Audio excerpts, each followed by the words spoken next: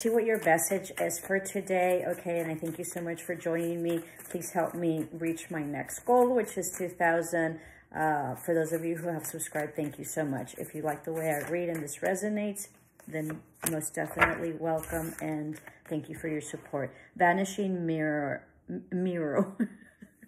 Vanishing Mirror, ego sublimation, okay? So 58, which turns to 13, I think, 8, 9, 10, 11, 12, 13. So, and 1 plus 3 is 4. So huge, huge foundation, okay? I think you're really breaking off the ego, all right? This is beautiful. Let me read it. I think you've been working a lot. I think you've been very much working on whatever ego, but also of any type of like false narratives or projections, right?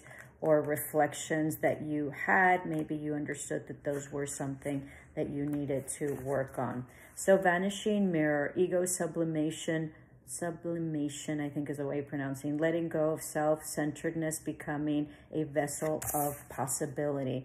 Do you ever wonder if your self-definition has become too rigid, too fixed around what you've come to learn, so that you contract your life into zones of safe versus unsafe? This here is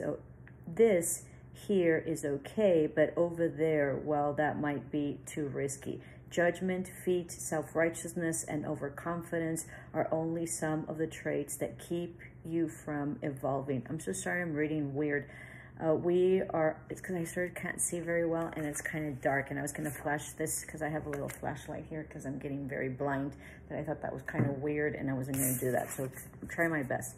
We are all products of our conditioning, so remember that this is part of the human experience, yet you are not meant to remain static, seeking only what you expect.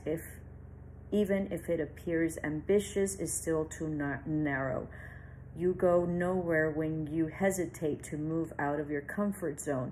When you focus too much on yourself this way, you become a servant of the ego.